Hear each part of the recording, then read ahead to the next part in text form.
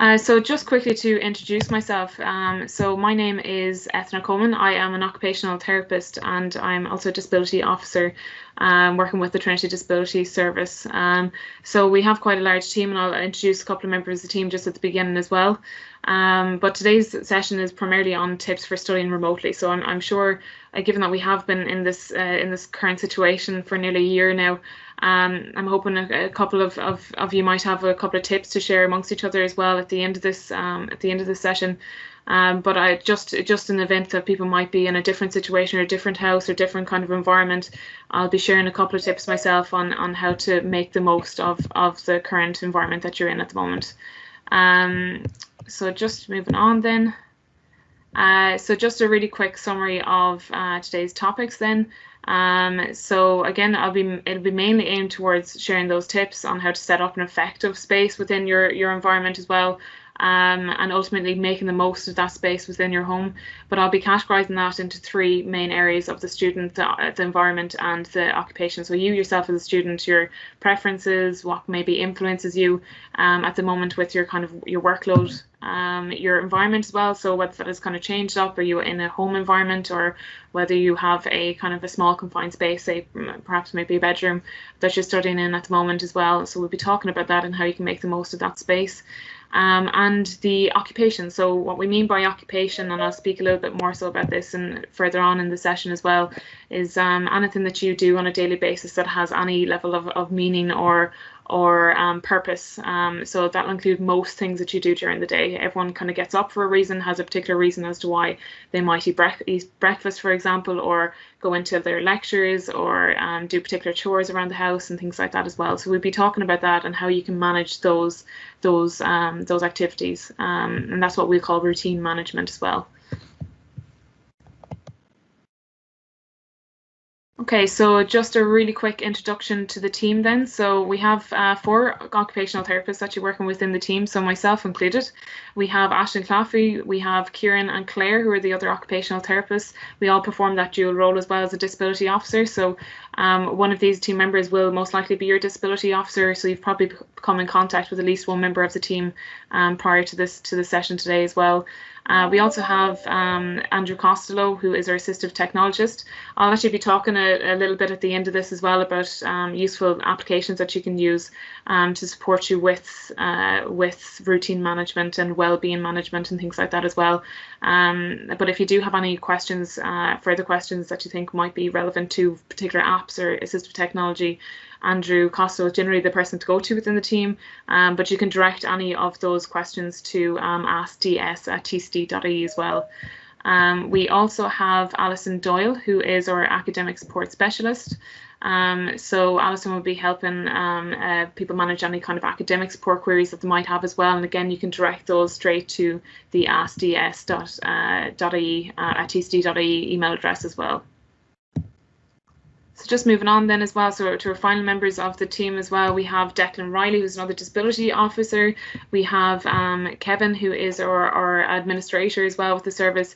And finally, we have Declan Trainer, who is the director of this service as well.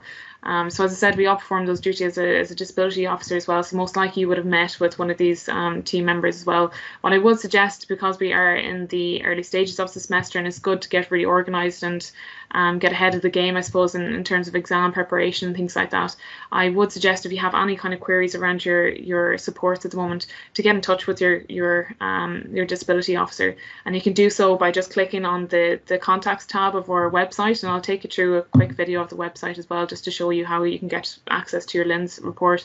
But I would suggest getting in touch with the disability officer early on the semester. This is particularly relevant as well to anyone who might have deferred exams to the end of the semester. We can appreciate that probably has increased workload for the semester as well. So just to make sure that you're getting the right supports and you're availing of the right supports with services, particularly relevant at this moment in time. Okay, so just moving on to your LINS report then. So we do get a lot of queries at this time in the year, and definitely towards the end of the semester as well, requesting more information around your LINS report and what kind of supports you might have in place. So I just have a really short video here just to show you on how you can actually access that information, which is you can primarily get through your my.tcd.ie student profile then. So I'll just talk you through that then. So first of all, just log on to that my.tcd.ie. If you just click then on the drop-down box and click on My Disability Service, and then once you click on that, click on View My Learning Educational Needs Summary, and that document should be available then for anyone who has registered within the service. So just if you want to check your supports then are accurate and up to date on that LINS report, and then contact your disability officer if you wish to review any of those supports. And as I mentioned as well, you can also direct any of those queries through the askds@tcd.ie as well. And you can see just an example of a LINS report there as well and what that looks like. So every student who is registered and has activated their LINS should have access to that document there. If for whatever reason you don't have access to that, please do get in touch, and we'll see to it that you're supported as soon as possible as well. Okay, so just to move on then. Okay, there we go. So how we analyse our performance and our participation in occupation. So just a quick reminder of what occupation is then as well. So anything that has any purpose or any meaning attached to a particular task or any activity that you engage in on a regular basis as well. So the way in which we analyse that then is by firstly looking at you yourself as a student.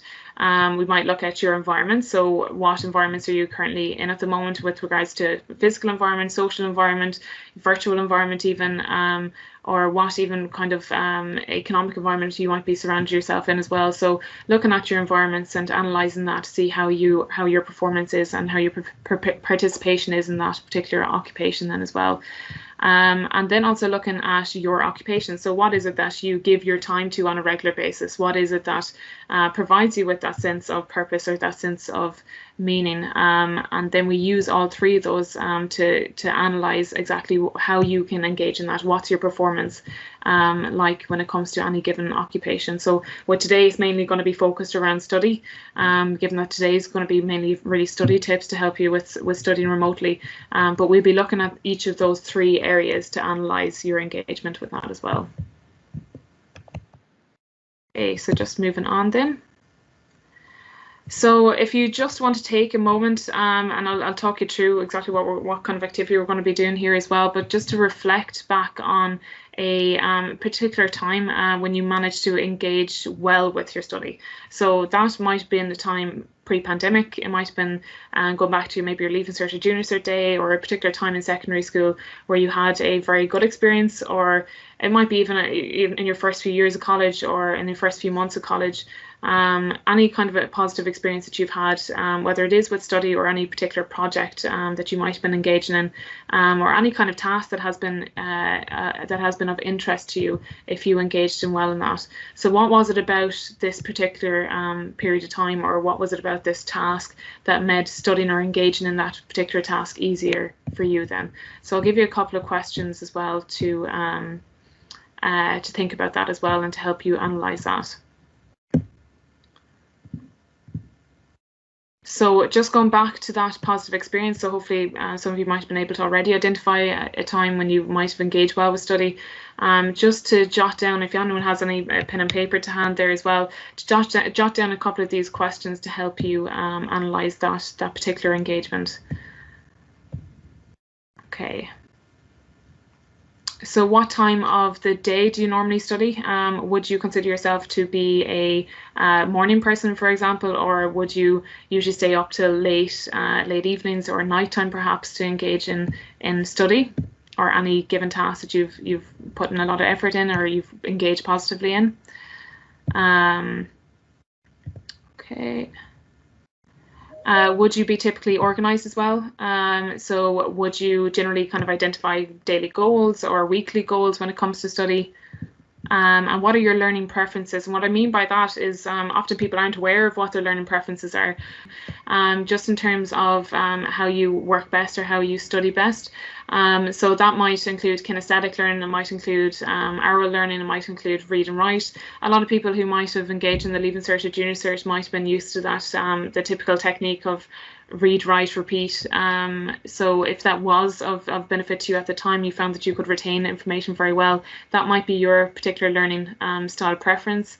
Other people who generally have a tendency to maybe move between rooms, or they might kind of pace up and down, or repeatedly kind of go over this material in their head or present that material, they might be kinesthetic learners. What I would suggest, if you do wish to identify what kind of learning preferences are for you, there is a learning style questionnaire called VARK, V-A-R-K. I'll actually upload a link within the chat for this as well, if anyone is interested in identifying their learning style technique. And then just use that with these questions that we're asking here as well. Identify, okay, what techniques have worked for me in the past? What do I hope to bring into my new study technique? Have I engaged in any kind of negative techniques which haven't really been of benefit to me, but you maybe have seen other people engage in that? So I know a key example of that, maybe back during my Leaving Cert days, was the yellow paper.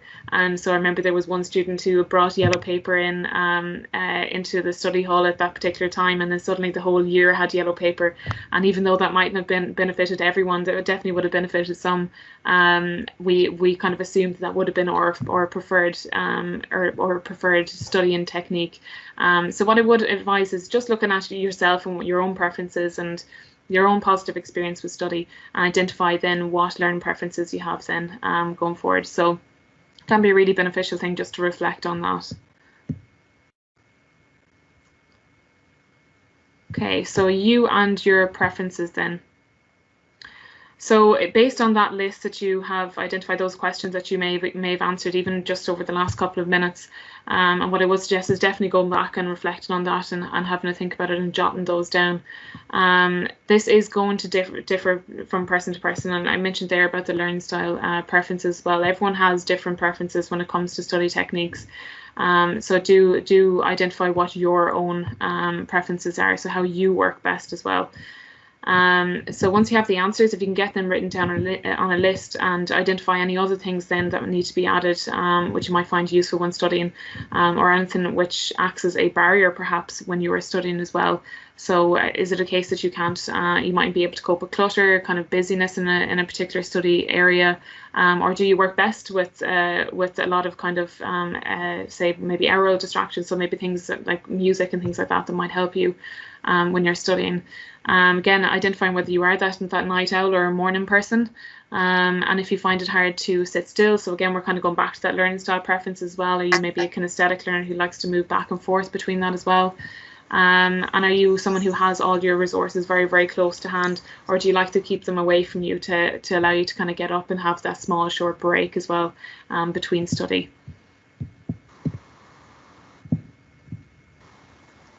So just using that list and using those preferences as well, it can be also useful to just reflect back on your own responsibilities and commitments then, which might actually impact your study, but also to act as I suppose a bit of an influence as well when it comes to studying. And I just think back about those roles and commitments in relation to the three main areas of occupation. I'll talk about these in just a few moments as well.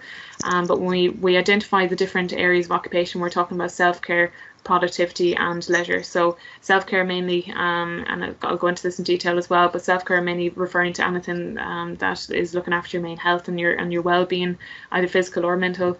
And productivity then referring usually to study, so anything that is productive in nature, and then leisure can be associated with anything that is more kind of fun and outgoing, something enjoyable. So think about your commitments in those three areas. So a lot of you might have commitments even with societies and things like that might impact your studies greatly throughout the year. So have a think about how much commitments you can give towards that. Also, when it comes to a part-time job and things like that, again, the one that falls within the productivity area, that can be quite a huge commitment when you are trying to engage in that study. So have a list of those, I suppose, to hand, and think about how much time you can commit to each of those roles and responsibilities. The questions I'm supposed to ask then, ask yourself in relation to those commitments would be what kind of commitments are they? Do they occur outside of college or outside of your studies? And again, will they inhibit or distract you during your studies? Particularly again at the beginning of the semester, to think about what is expected of you for this semester within your course. So I'll just move on to a bit of a planner that we use often to help with your management of course demands.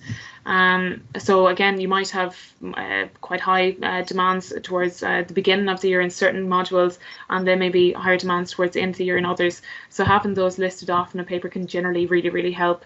And we have a couple of different ways in which we can manage that, either on pen and paper or through Microsoft Word or through various different apps that I'll touch on in a few moments as well. So as you can see there's just an example of an academic planner.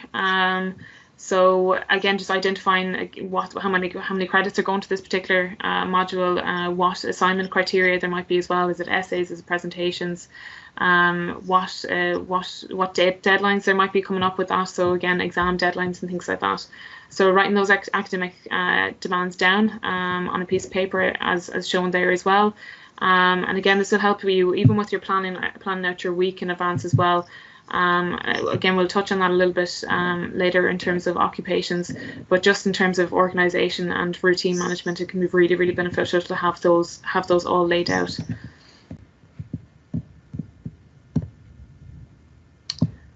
Okay, so moving on to your environments then. So again, using that reflection as well, reflecting back also on that positive experience that you might have had again with study, but paying more attention maybe on your environment now. So where were you during this time? What position of the room or library perhaps, or house were you in at that time as well? And again, it can be useful actually to think of the senses when you're looking at the environment as well. So visually, what visual aids are there in that particular room or that particular library setting or a particular house? And what aural aids are there, or what aural distractions might there be as well? So are you positioned in a spot within a house that has a window perhaps looking out onto the street, where there might be constant distraction of people walking past the window? Or again, are you in a busy space of a house where you might be easily distracted? And it might even be worth even thinking about the temperature. I know in a lot of study halls they might actually have a lower temperature that they believe might help students to maintain focus for longer periods of time as well. So if you were in a particularly warm room, does that cause maybe significant drowsiness, or does it cause you to become tired fairly quickly in your study routine? Or does it help you to feel a little bit more comfortable? So even looking as far as temperature and what surrounds you in that particular environment, but also socially as well. Are you in a setting where you're surrounded by family members who also may be quite motivated and engaged in quite a regular routine as well? And does that influence your routine, or does that impact that greatly as well? So a couple of ideas then for questions to ask yourself when you're analysing that particular positive environment for study as well. So just ask yourself the following questions as well, and just jot those down. Again, to help just, I suppose, refresh your memory of that positive time, and it can just be easier to make adaptations based on the answers to those questions as well.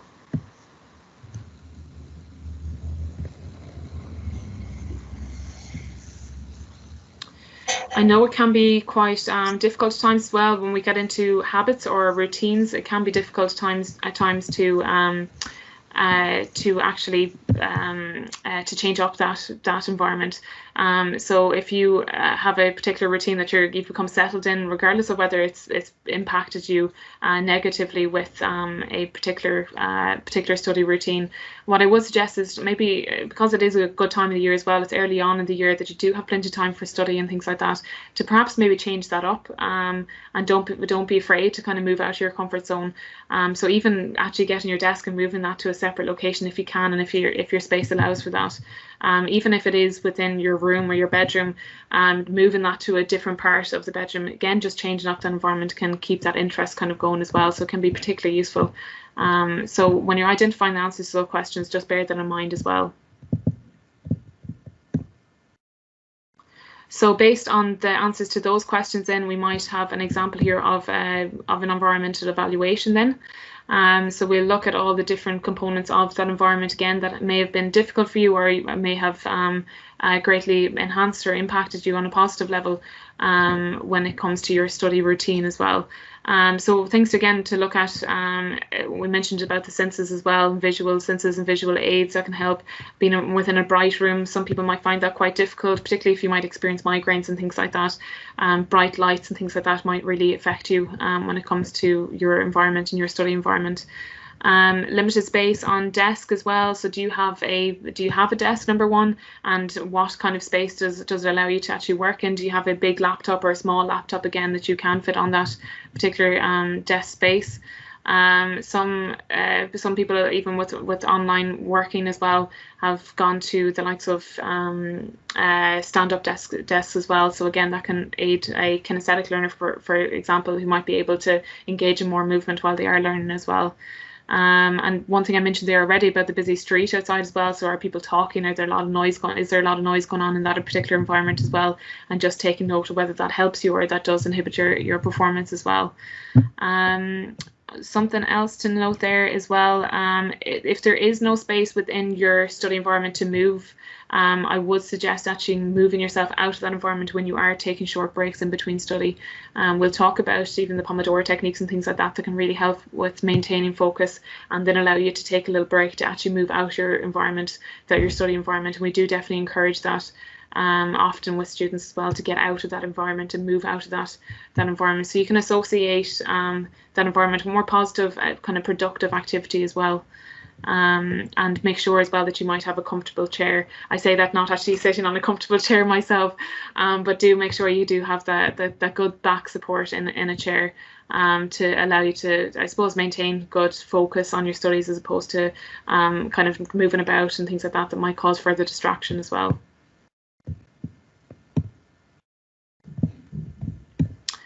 So how do these relate then? And we're going back to those evaluation then of you and your own preferences and how you work best, but also your environment then and your own environmental preferences, and how they connect then. So you'll see parts of there that are actually highlighted the same color there. So even like you like to have everything already, all your resources and everything else available within close space to you, but yet you have limited space available on your desk as well. So we'll talk about those clashes. That's what we call clashes within your preferences and your environmental clashes.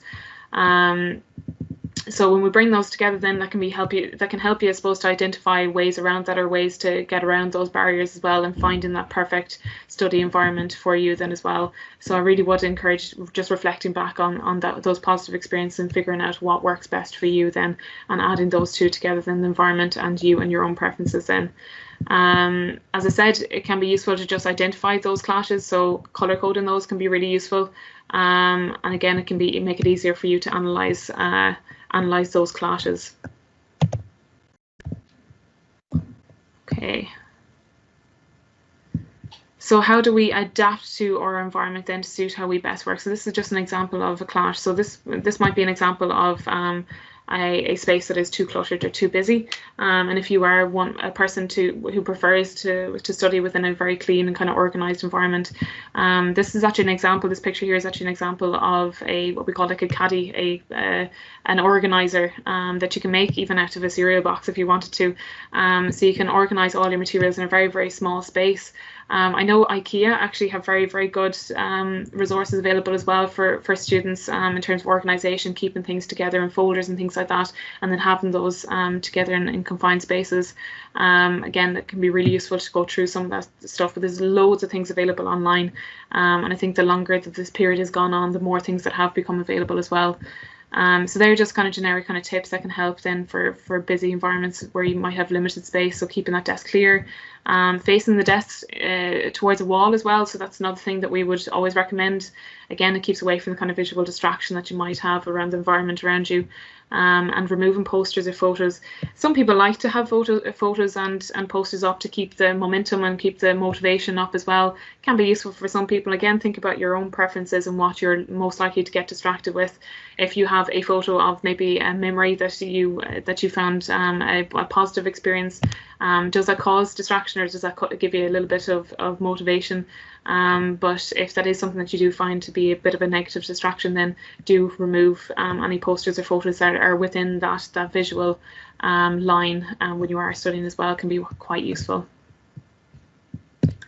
So just another clash as well, another couple of examples of how we can adapt our environment then to suit any clashes that we might have. So there may be a couple of you as well who are in a small apartment shared with other or many other people as well, and we can understand then that the noise levels might be quite high in those areas. Well, we definitely have had a lot of reports back from students to say that they've invested in the likes of noise cancelling earphones to help with that as well. Because of this 5-kilometre radius at the moment that we have, unfortunately we can't control the physical environment in which we might, or sometimes we can't control the physical environment in which we study. So this can be a really useful example of an adaptation that you can make within any environment. So these would be noise cancelling headphones, earphones, earplugs, and we also appreciate that some people might prefer to listen to music when they are studying. So just identifying what that kind of music is it a kind of heavy rock music, or is there metal rock music, or is it soft kind of music that might help again with retaining information? So just think about your own learning preferences as well, and whether you can bring music into that. I would also suggest, even outside of study altogether, bringing that into your rest and relaxation as well, and associating nice kind of music with that particular time, but making sure to keep them separate. So if you have a study playlist, try and keep that separate to your rest and relaxation playlist. We don't want you to associate your rest and relaxation time with your study time either. I want to make sure that you're making the best of both of those occupations as well. There's just a couple of examples of just different playlists and things like that you can get on YouTube or Spotify. Again, the longer that this pandemic has gone on for, the more things that have become available in terms of Spotify and playlists and things like that. So do please have a look at that. And if you need any kind of links, or if you need any guidance on where to find those, please do get in touch as well. We'd be more than happy to help you with that. Okay. And finally, this is something that we've heard quite a lot from students in recent months as well, is that you might miss learning with other people, or miss actually studying with other people. And I can appreciate it can be a very isolating time over the last couple of months, particularly when you may not have the library to access, or you may not have the ability to obviously share that studying experience with others. I suppose the good news is with online working is that you can still avail of that. You can still, there are many different ways in which you can avail of that. I know a lot of students have mentioned about their Discord communication within their department as well, and how the department have set that up for them. Even the likes of WhatsApp and things like that can be brilliant as well. Again, similar to the noise cancelling, or the playlist and things like that you might associate with study. Try and keep those platforms separate if you can. You don't want to be overloaded with study messages or academic workload within your WhatsApp messages that you might normally associate with maybe family WhatsApp groups or social WhatsApp groups and things like that. So if you're familiar with technology and you don't mind using alternative different platforms, what I would suggest is trying to keep those platforms separate. There's loads of different apps out there again that can help with learning online and learning with others online as well.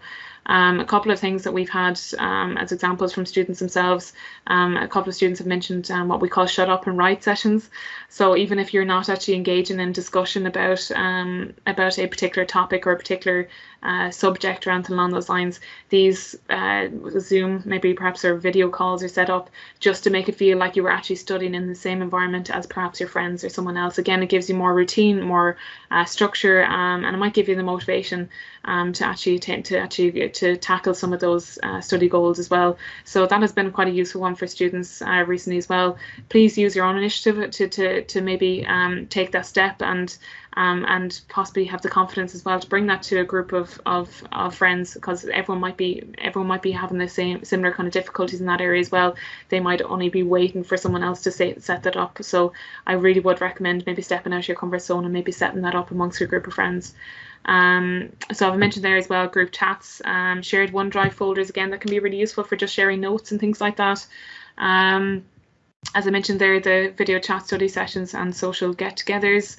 What I would suggest as well is actually introducing the likes of the Pomodoro technique. So anyone who isn't familiar with the Pomodoro technique is 25 minutes of focus work, 5 minutes of rest, or 5 minutes of just even a break between those sessions as well. You can even include that into a video chat study session. So you can go for 25 minutes and then use the 5 minutes for a chat with your friends and to catch up with your friends, just as long as you keep that disciplined and try and keep to that 5 minutes and have someone maybe set an alarm for those 5 minutes, so that you can maybe avoid kind of going into discussions about other topics. So yeah, that's it. If anyone has any other suggestions that they wish to pass within this, please feel free to type that in the chat as well. It might be useful to actually share some ideas of different ways in which you might have actually included your friendship group or your classmates as well into kind of study techniques that you might have used as well. These are just a couple of examples of feedback that we have had from students who have used those different techniques as well. Okay, and then further environmental adaptations. So this is mainly for a kinesthetic learner, perhaps, who might need that movement again to help retain information. We've had a couple of students use a gym ball. So an exercise ball, you can get them fairly cheap if you don't have one already. I think Mr. Price, I think they do exercise balls there as well. And what we would say again is we would encourage, obviously, if you can, for long-term, invest in a comfortable chair. But if you do require a little bit of movement, particularly if you're trying to retain information, you're trying to learn off particular content, some people who are kinesthetic learners might prefer to actually use a gym ball to sit on. So that you might have your laptop in front of you, as long as it's of a decent height and it's you can still manage to use that with your particular desk. Again, that can be a particularly useful one. Or I've mentioned there as well before, the standing desk and trying out that for a particular period of time as well. Things like actually moving, pacing and things like that, if you have room in your house to do that, I would encourage that. But I also would encourage just sticking your earphones. We've had some students even record themselves going back over notes. So if you are the read, write, repeat, but you generally do want to encourage or include movement in that learning style preference as well, you can pace while listening to yourself going back over that content. Or sometimes I'd even encourage as well students actually listening to maybe a family member who you might have maybe missed given the current pandemic as well. If you're familiar with their voice and you find that you do generally have good memories and things like that from that with that person, perhaps maybe ask them to actually record themselves saying some of your notes and listening to that then when you're going on your daily walk or anything along those lines. Again, that can be quite useful. Okay, just moving on to the next topic. Okay, so this is mainly looking at your occupations then. So we've looked at you as a person, your environments, and now we're talking about your occupations. We're going to mainly focus on kind of well-being and routine management when it comes to your occupations as well. So again, we're going to go to that reflection activity again. So just reflecting back on a time that you may have felt really good balance on any kind of activity that is particularly meaningful for you as well, and that again provides you with that sense of purpose. So I spoke really briefly about the different areas of occupation, the self-care, productivity and leisure. So if you want to just reflect back on those three areas and what you generally do engage in on a day-to-day basis, that provides that level of meaning and purpose to your day as well. Particularly a positive example, if you can think of that, a positive day that you might have experienced those. So when you're looking at that particular week, what was it that you might have done within the area of productivity? So that might include kind of studying, it might include working, it might include part-time jobs, any kind of chores and things like that you might engage in. You might also think about leisure. So what leisure did you engage in on that particular week as well? Again, we're focusing mainly on a balanced week here. So anything that you might have engaged in that had allowed for good kind of enjoyment, or again, a sense of enjoyment from your week. So if it is like socializing with your friends perhaps, or if it is playing sports or anything again that you find good enjoyment from. And then finally self-care as well. So again, looking at what did you do for yourself in that particular week? What did you do to address your healthcare needs? So whether that is showering or even like looking after your hygiene and things like that, or is there anything that you did to help with rest and relaxation? Did you have particularly good sleep on that particular week? And was there anything that you did for yourself to make sure that you had that sleep routine going for you as well? So there's just a couple of examples in that we'd fit into those three areas, like so studying, so that would fit normally within productivity. Writing a drama essay, again, that would fit into productivity. Online lectures, again, that would be all in towards productivity. Walking the dog, this can fit in a couple really. So walking the dog might be a chore for you, so that might fit into productivity, but it might also be a form of self-care. So you're looking after your own health needs along with your dog needs as well, so and your pet needs. So that might be a form of self-care. But those who actually do that from the enjoyment of it, maybe you like to get up in the morning to see sunrise. It's been a little bit later. I imagine it'll be a little bit difficult getting those sunrise walks in later on in the semester.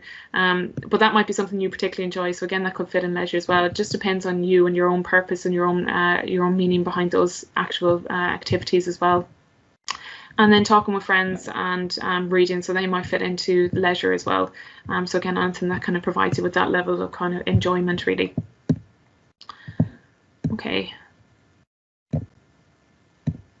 So why do we need a good balance then between all these? And this is going to vary, I suppose, as the semester goes along. Often we do see that towards the end of the semester, when exams are popping up, it's mainly you're focused on the productive work.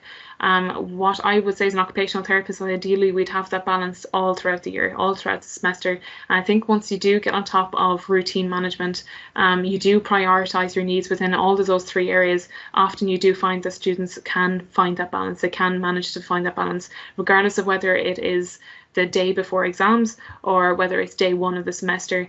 Finding that balance, I think, is really, really key. And I think it's important that we're talking about this at this point in the semester as well, during the early days when you're just engaging in your studies as well. Finding that routine is going to be key when it comes to balance then. So you'll find often that when it comes to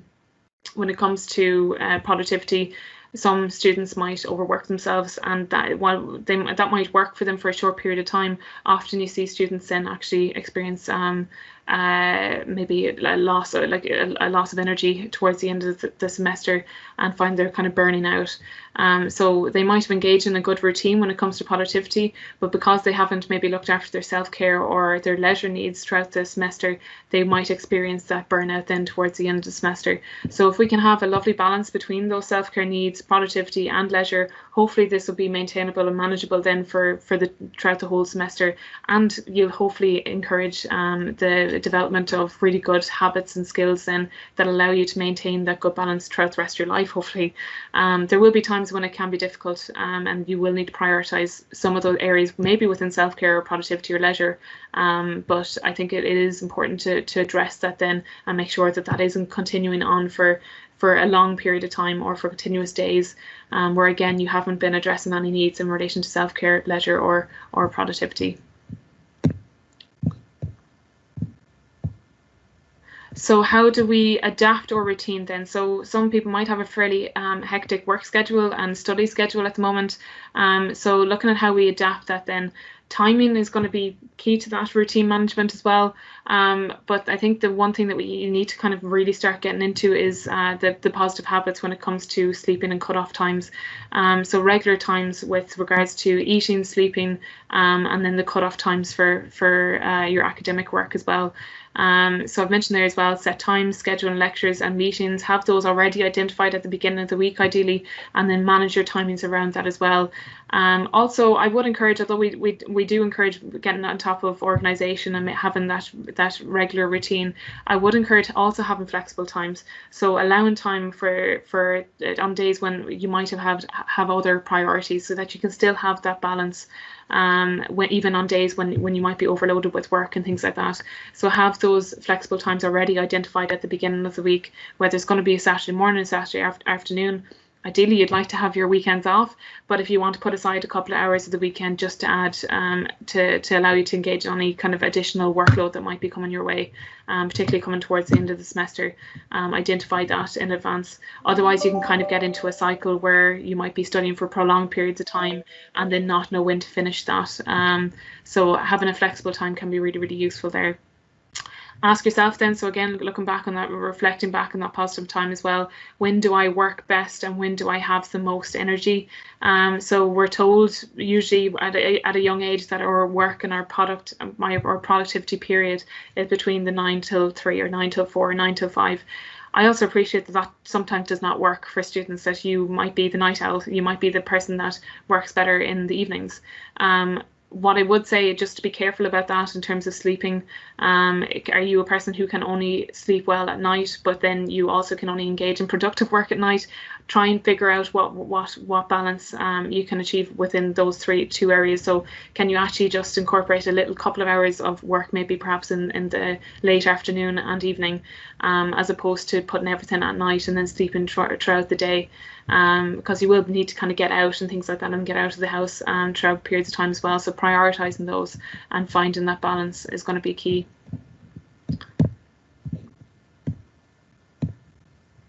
Okay, and then when it comes to planning, so I suppose the do's when it comes to planning then, so keeping that, I mentioned there about that cutoff time, try and be as disciplined as possible when it comes to that cutoff time. So identify what is your cutoff time. Is it 4? Is it 5? Is it 6? And keeping to it and sticking to that time. But I mentioned there as well about allowing flexibility. Don't overload your plan with unrealistic goals. So if you have a tendency to think quite positively at the beginning of the week, identify a very, very hectic schedule, and then when it comes to day 2, day 3, you're already kind of hit with failure. Try and look a bit more rationally on that week and realistic about what those goals look like and how much time you will need to allocate towards those goals. So generally you can do that using the likes of kind of SMART goal techniques and things like that. Be specific as possible as to what you are going to be doing on that given day, and allocate your time then allocate the right and realistic time for those goals. So things to ask yourself then when you're planning that week as well. So what goals and priorities do you have this week? Hopefully it'll help having that academic planner as well, your module planner for that as well. What platform can you use to keep a plan? So do you like the kind of old school kind of the paper and pen kind of method of planning? Do you have a journal perhaps or a diary, or do you prefer apps that send kind of regular reminders and things like that? Again, there's a lot of really good shortcuts there that can really help students when they are engaging in planning for their week as well. So identify that one platform, stick to it if you can, and try not to use 3 or 4 different platforms for 3 or 4, like even self-care, leisure and productivity. Try to use all the one platform if you can, if it works best for you. And again, looking at what's realistic for you to achieve then. So I just have a really, really short video here about the useful apps, again, that can help you with routine and well-being. This is all accessible on our Trinity Disability Service website as well. So this video is just showing you where to go to get more information on that. I won't go into too much information on all the different various apps that are available there, just because I'm aware of the time at the moment as well. I'm sure some of you have to go away to lectures, but there are some really useful resources there. So if you just click on student supports and resources, that's a separate tab on the website. If you scroll down to assistive technology, it should pop up there as well. And underneath assistive technology supports, then there should be the organizational tab then. We'll just wait for it to come to there so you can see it yourself there. And then underneath that organizational tab, you'll have a list of all the different applications, and most of these are free as well. So again, you can avail of that resource for free, no charge. Okay, so planning and motivation apps there as well. So they'll include kind of planning routine, keeping organized, staying on top of procrastination. There's a couple of really useful apps there as well. We've got I mentioned the Pomodoro technique as well. That clockwork tomato that works very well with the Pomodoro technique, and you can identify goals within that. Cold turkey, if you're easily distracted as well by various different apps and things like that, social media apps. Worry time, that can be a useful one when you're actually allocating time towards different stresses that might happen or occur or distract you during the day. Actually picking a time to address those concerns can be really useful, and you can do that on the Worry Time app as well. Dailyo is actually it's more suited towards occupation as well, so connecting occupation with emotions or connecting occupation with your mood can be really useful to see if there's any kind of patterns or trends with your mood and what activities you engage in when you are experiencing that mood or those emotions as well. And again, even just looking at rest and relaxation can be really useful to identify exactly what occupation might lead to relaxation. So again, Dailyo is a really good one to use for that. And then finally, the habit build. So that just supports you to identify goals, breaking bad habits, and then trying to incorporate new positive habits into your routine as well. So they are looking all kind of mainly around your routine and well-being, but those apps can be really useful. There's actually a couple of things that aren't listed on that I'll just briefly mention as well. And again, if anyone wishes, I can provide them in the chat box there as well. Notions and Todoist. Todoist is mainly it is simply a to-do list, but you can allocate self-care to-do lists on that. You can allocate productivity or leisure to-do lists on that, and then if you wish, you can also even put on different deadlines on that as well. Notions can be a particularly useful one. I've been hearing a lot of students use that over the last couple of months as well. There is even a self-care template that you can use to help identify your self-care goals and self-care needs. And I would definitely recommend using that. So I'll put a link towards that onto the chat box here as well if anyone wants that. And we're just coming up to the final slides here. So again, we'll have a few minutes towards the end of this for questions as well. And I do apologise that we've ran a bit behind time. But just for a weekly planner, if we're talking about the kind of the old school methods, I feel like it's not really old school when it's only a couple of years ago that we would have been using these primarily. But the Microsoft Word is actually a really useful one and they have really handy templates as well that you can use for even just building that routine. So I think it's actually under weekly planner that this actual planner is under as well, under Microsoft. So just go into Microsoft templates. You'll see when you go into the new blank sheet, there'll also be templates there as well. And there's loads of different templates that you can find on that. There's just an example of a different template that you can use. And then a few final tips there as well. So obviously I'll always encourage kind of stretching and moving about and making sure that you're not sitting for prolonged periods of time. Some people even wish to kind of put step goals and things like that on their daily agenda. It depends on your preference, you may wish to do that as well, but it might just encourage you and motivate you to get out and get going as well. I've mentioned there as well about moving your body around. So again, just make sure you're kind of stretching, going outside for fresh air, walking a circuit around your garden even. If you don't mind doing that, you can walk within the 5 kilometre radius obviously if you want, but you can also do that if you want to keep within close space to your house. Just making a cup of tea, even that 5 minutes between the Pomodoro techniques if you wish to use that technique. Doing a short guided meditation. Again, you can find all those resources on YouTube as well. There's loads of free things out there as well. Headspace is a really useful one if you want to engage in any meditation there as well. And then always, and this is something that I would suggest to absolutely everyone, and even regardless of preferences around along those lines, is always get dressed and always get ready in the morning and make sure that you have that morning routine, because again, you want to be starting your day off on a positive, and that's going to be one of the key things going forward as well. If you have a regular morning routine, the likelihood is you will have a regular afternoon routine and an evening routine with that as well. So just start that day off right, so that you can hope to continue on with that then as well. And then I do realise now we just have a couple of minutes. As I said, a couple of you might be heading away to lectures, but I'll just stop the recording now. If anyone has any questions, please do feel free to pop on your microphone. And again, I'll address any questions in the chat box then after this if anyone has any further questions as well.